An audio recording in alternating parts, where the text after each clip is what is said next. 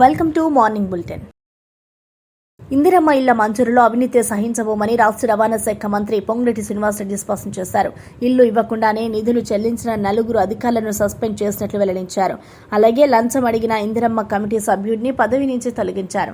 ఇలాంటి ఘటనలు మళ్లీ జరగకుండా కఠిన చర్యలు తీసుకుంటామని మంత్రి తెలిపారు. లంచం అడిగిన సందర్భంలో వెంటనే 1800599599 టోల్ ఫ్రీ నంబర్కు కాల్ చేయాలని 24 గంటల్లోపు చర్యలుంటాయని చెప్పారు.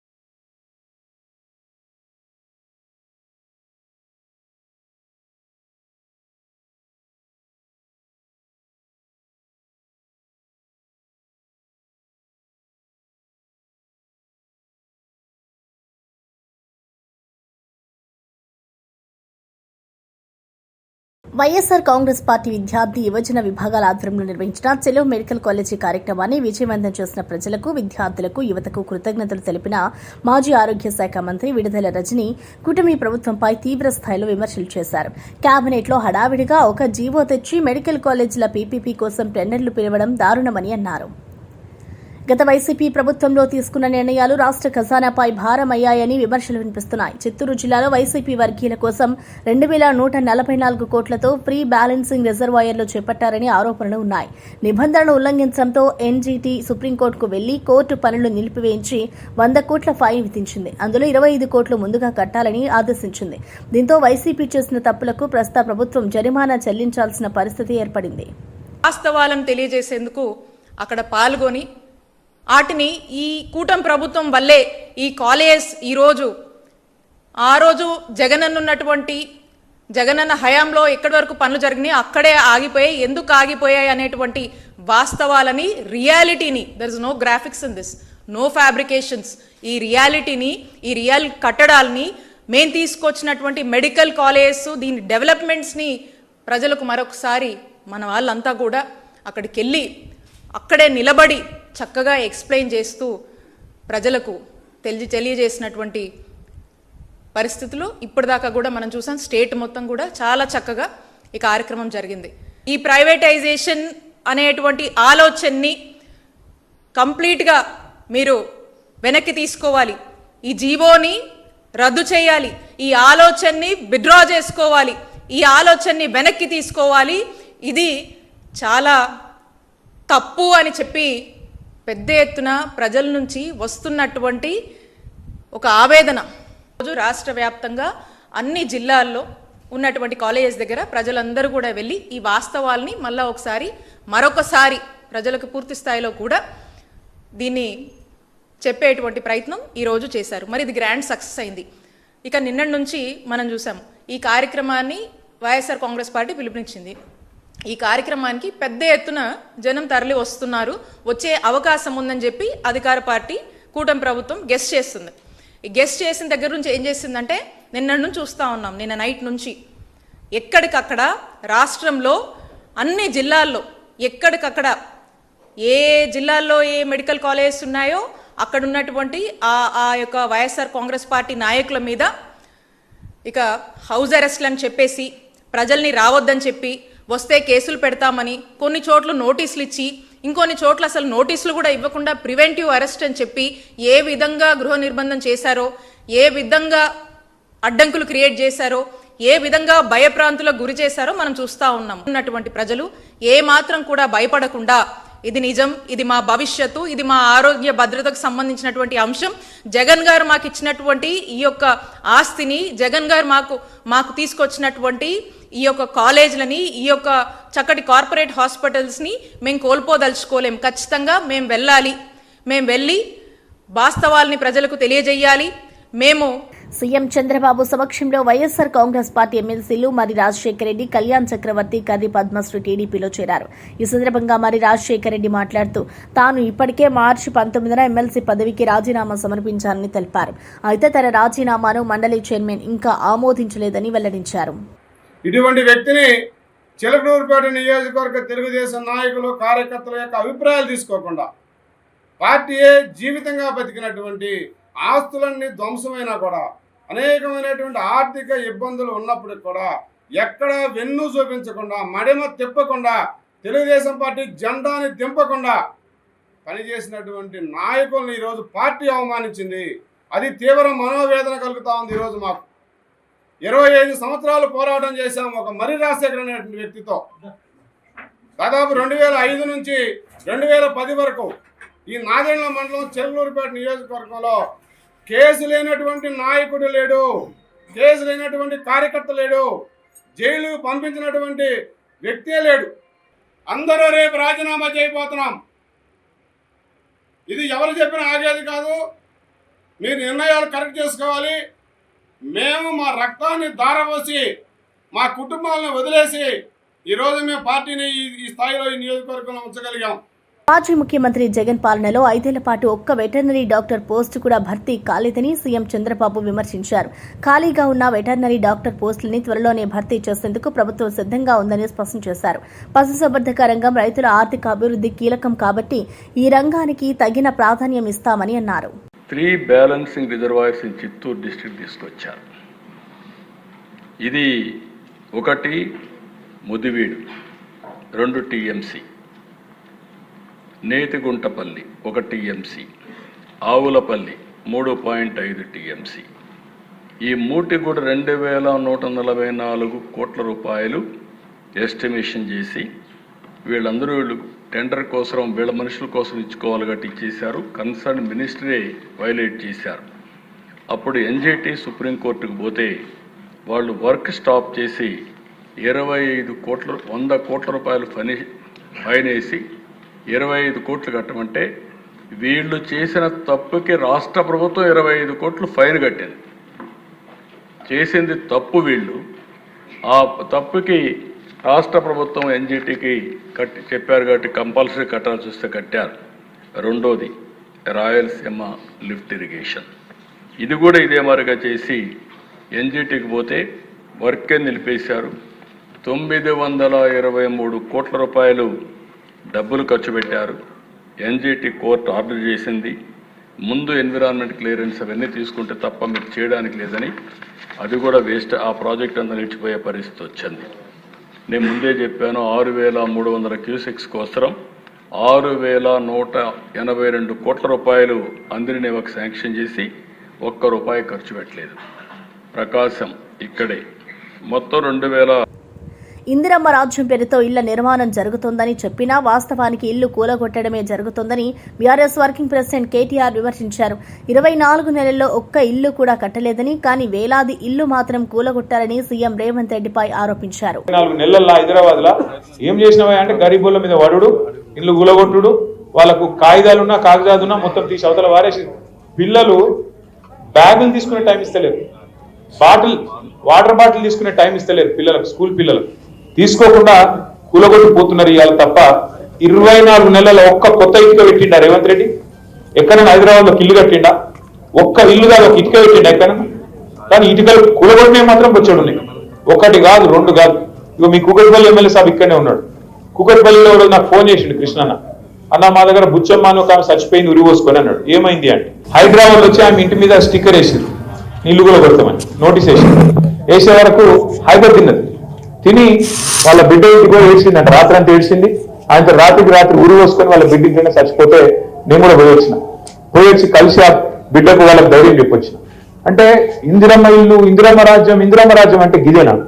వచ్చి గరీబ్ వాళ్ళ మీద వడుడు, కూలగొట్టుడు, ఇంట్లో ఆడవాళ్ళు పిల్లలు ఉండగా కూడా రేకులు కొట్టి పారేసుడు. ఒక్కసారి యాడ్ చేసుకోండి, కేసీఆర్ గారు 10 ఏళ్ళు ప్రభుత్వంలో ఉండే, మనం ఎప్పుడైనా చేసినామా ఈ పని?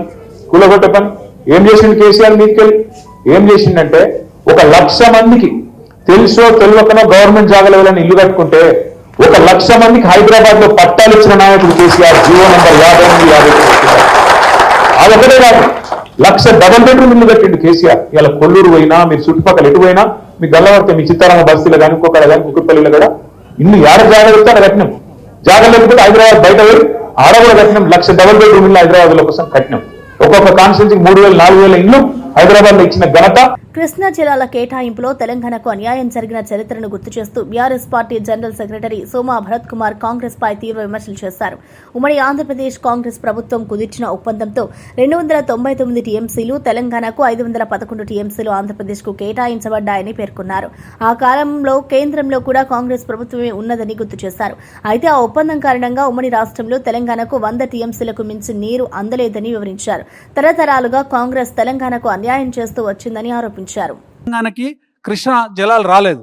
ఇదంతా మీ నాయకత్వంలో మీ నిర్వాహకంలో జరిగిన మోసం. ఇవాళ ఒక ప్రొసీడింగ్ ఉన్నది, అది 1 సంవత్సరానికి మాత్రమే అది కంటిన్యూ చేయండి అని అడిగిన కేంద్ర ప్రభుత్వము, తర్వాత ఆర్బిట్రేటర్స్ వాళ్ళు ఎవరైనా, ఇది కేంద్ర ప్రభుత్వం నుంచి వచ్చిన వాళ్ళు ఎవరైతే ఉంటారో మధ్యవర్తిత్వం చేస్తూ ఉన్నారు. వాళ్ళు అభ్యర్థన మేరకి 1 సంవత్సరం కోసం, ఆ తర్వాత 2016లో 50% ఖచ్చితంగా వాడుకోవాలి ఈ జలాలని మీరు నిర్ణయం చేసేదాకా అనేది ఆ డిమాండ్ కూడా కేసీఆర్ గారు పెట్టినారు. ఇవన్నిటిని కప్పిపుచ్చడం అని అంటే ఏమన్నట్టు? డిజానెస్టీ. ముఖ్యమంత్రి గారు దురుద్దేశంతో డిజానెస్టీతో మాట్లాడుతూ ఉన్నారు. ముఖ్యమంత్రి గారే ప్రొసీడింగ్స్ని ఉటంకించకుండా తను నోటుకొచ్చినట్టు మాట్లాడితే అది ప్రభుత్వం ఎట్లా అవుతుంది? ముఖ్యమంత్రిని ముఖ్యమంత్రిగా గౌరవించుకోవాలి కదా. నువ్వు అబద్ధాలు ఆడితే మీ నోరు మూసుకొని ఎట్లా కూర్చుంటాము? ఎంతసేపు తెలంగాణని ముంచాలే, ఆంధ్రప్రదేశ్కి ఉపయోగపడాలి, ఆంధ్రప్రదేశ్కి ఫేవర్ చేయాలి. నువ్వు తెలంగాణ ఏర్పడిన తర్వాత తెలంగాణ ముఖ్యమంత్రిగా ఉంటూ ఇంత డిజానెస్టీగా, ఇంత నీతిబాహ్యంగా నువ్వు పనిచేస్తే నోరు మూసుకొని ఎట్లా కూర్చోమని అంటారు? కేసీఆర్ గారు చేసిన మొత్తం అన్ని ప్రయత్నాలన్నీ మీరు చూస్తూనే ఉన్నారు. వినోద్ గారు మొత్తం అంతా ఎక్స్ప్లెయిన్ చేసినారు. కేసీఆర్ గారు కృషి లేకుంటేనే ట్రైబ్యునల్ ఫామ్ అయిందా? సిగ్గుండాలండి ఇది ఇట్లాంటి అబద్ధాలు మాట్లాడేదానికి. అది కూడా ముఖ్యమంత్రి స్థాయిలో ఉండి మీరు అబద్ధాలు మాట్లాడితే ప్రజలంతా ఏం చేయాలి? ప్రజలు కూడా అబద్ధాలు మాట్లాడాలా? ఇదే నా సందేశం మీరు ఇచ్చేది? మీ ప్రభుత్వం తెలంగాణలో కాంగ్రెస్ ప్రభుత్వం ఏర్పడిన నుంచి మీరు చేసిన పని ఒక్కటన్నా ఉందా? ఒక ఇంచు మంది కదా, 1 సెంటీమీటర్ ముందుకు పోయిన ప్రాజెక్టులు, కట్టిన ప్రాజెక్టుని మూలబెట్టినారు. ఇవాళ 10 సంవత్సరాలు 9.5 సంవత్సరాలు ఒక్క చెరువు దిగినదండి. వరదలు వస్తాయి, ఇవాళ చెరువులన్నీ దిగుతూ ఉన్నాయి, నీరంతా నేలపాలవుతూ ఉంది, ఇండ్లని ధ్వంసం చేస్తున్నాయి, నగరాలని పట్టణాలను ధ్వంసం చేస్తూ ఉన్నది, ఆస్తులు నాశనం అయిపోతూ ఉన్నాయి, పంట పొలాలు నాశనం అయిపోతూ ఉన్నాయి. ఏమి చేయలేక బండాలు వేస్తే ప్రజలు ఊకోరండి. ఖచ్చితంగా ప్రజలు గమనిస్తారు. మీరు అనుకుంటారు ప్రజలు తెలివి తక్కువ వాళ్ళని. ప్రజలు మీకు ఖచ్చితంగా తగిన గుణపాఠం నేర్పుతారు. కాంగ్రెస్ పార్టీకి ధాన్యం టెండర్లలో భారీ స్థాయిలో అవినీతి చోటు చేసుకుందని మాజీ ఎమ్మెల్యే పెద్ది సుదర్శన్ రెడ్డి ఆరోపించారు. ముఖ్యమంత్రి రేవంత్ రెడ్డి, మంత్రి ఉత్తమ్ కుమార్ రెడ్డి కలిసి వేల కోట్ల రూపాయలను దోచుకున్నారని ఆయన విమర్శించారు. ఇంత పెద్ద కుంభకోణం వెలుగులోకి వచ్చినా సంబంధిత శాఖ ఎలాంటి చర్యలు చేపట్టకపోవడం అనుమానాలకు తావిస్తుందని ప్రశ్నించారు. ప్రజల ధనాన్ని దోచుకున్న వారిపై తక్షణమే దర్యాప్తు జరిపి కఠిన చర్యలు తీసుకోవాలని పెద్ది సుదర్శన్ రెడ్డి డిమాండ్ చేశారు. సంబంధించి బీఆర్ఎస్ రాష్ట్ర పార్టీ చాలా స్పష్టంగా మా బీఆర్ఎస్ వర్కింగ్ ప్రెసిడెంట్ కేటీఆర్ గారు ఇదే వేదిక నుంచి మొదటి ప్రెస్ మీట్లో ప్రకటించినట్టుగా ప్యాడీ టెండర్ల కుంభకోణం జరుగుతున్నది. టెండర్ల రూపంలోనే ఈ రాష్ట్ర ముఖ్యమంత్రి రేవంత్ రెడ్డి, సివిల్ సప్లైస్ మంత్రి ఉత్తమ్ కుమార్ రెడ్డి యొక్క స్వార్థ బుద్ధితోటి ఈ రాష్ట్రంలో రైతులు పండించినటువంటి ధాన్యాన్ని, చెమట చుక్కను టెండర్ల రూపంలో గ్లోబల్ టెండర్ల రంగుబూసి వేల కోట్ల రూపాయలు దండుకుంటున్నారని చెప్పి మా కేటీఆర్ గారు చెప్పినట్టే అందులో తప్పు జరిగిందని, తప్పు నిజమేనని తెలంగాణ రాష్ట్ర కాంగ్రెస్ పార్టీ ప్రభుత్వం నడిపేటువంటి క్యాబినెట్, ముఖ్యమంత్రి రేవంత్ రెడ్డి గారి అధ్యక్షతన ఇటీవల జరిగినటువంటి లాస్ట్ క్యాబినెట్ తేల్చింది. 65,90,00,000 రూపాయల జప్తును ఏజెన్సీలో సంబంధించినటువంటి ఈఎండి జప్తు చేయాలని చెప్పి జీవో నంబర్ 15 విడుదల చేసింది. మొట్టమొదటిసారి ఒక క్యాబినెట్ ఆమోదించినటువంటి జప్తు సొమ్ము ఇది. సహజంగా ఏ డిపార్ట్మెంట్కి ఆ డిపార్ట్మెంట్లో జరిగేటువంటి అనేక టెండర్ల అగ్రిమెంట్లు ఎంఓయు వయలేషన్ జరిగినప్పుడు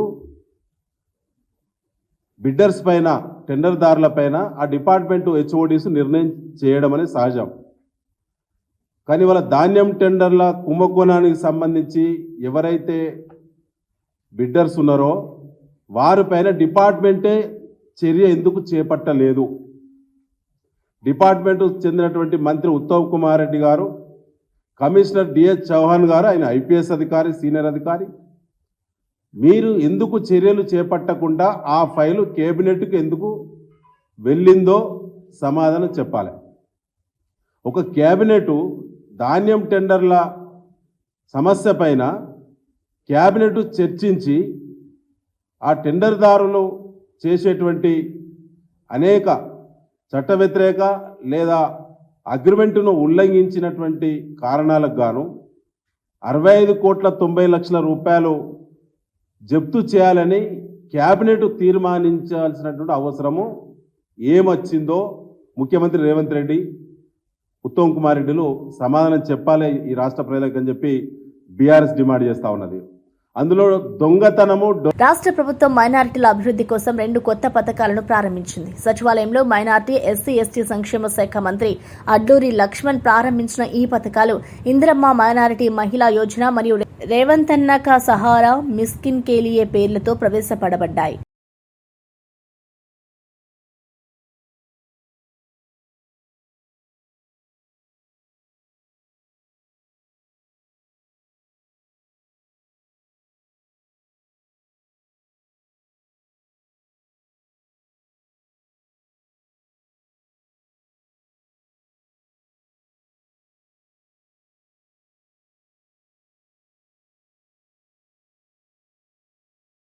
ప్రజాశాంతి పార్టీ అధ్యక్షుడు కేఏ పాల్ అసెంబ్లీలో మీడియాతో మాట్లాడుతూ కూటమి ప్రభుత్వం నుంచి ఆయనకు ప్రాణహాని ప్రమాదం ఉందన్నారు. ఆ పార్టీ నేత చెప్పారు. ఆపరేషన్లో ఆయనకు అన్యాయం వైపు తీర్పులు వస్తున్నాయని, ఏపీ హైకోర్టు ఒక తీర్పులో తన చారిటీస్ ను ఆయన అన్న భార్య ఎస్తేరు రాణికి అప్పగించాలని చెప్పినట్లు తెలిపారు. న్యాయస్థానాలు చంద్రబాబుకు అమ్ముడైపోయినట్లు, తాను ఉన్నత న్యాయస్థానాల్లో హక్కుల కోసం పోరాటం చేస్తామని ఆయన పేర్కొన్నారు. తన లాయర్లు కూడా చంద్రబాబుకే సమర్థించబడ్డారని నారా లోకేష్ ఈ మొత్తం వ్యవహారాన్ని దగ్గరగా నడిపిస్తున్నట్టుగా ఆరోపించారు. And who were the judges? I am above caste.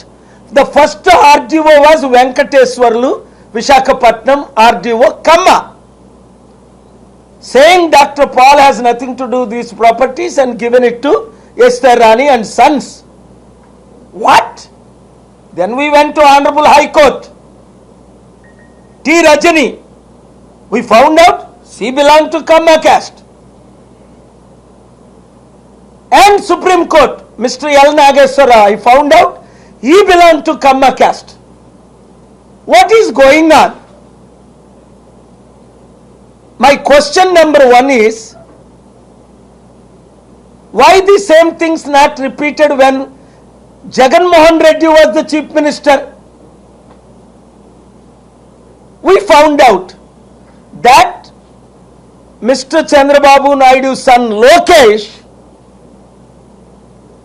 refused to hear this complaint when my daughter-in-law and my father went. And then who they heard, we have evidence. My brother's killer Esther Rani and sons are supported by these politicians, supported by some judges, supported by some judicial officers. I have the evidence. I told you 1 week ago, I will expose them. Today, they were exposed. Honorable C.J. Thakurji and along with this Honorable Justice Raghunandanji were there. I mentioned, Your Honor, if I am fit, why you want to make me unfit? Am I unfit? Please tell me. I am the most qualified person to argue any public interest litigations on the face of the earth. Chief Justice of America, John Roberts, my disciple, hears, respects, not passed orders in favor of Republicans and George Bush and Trump.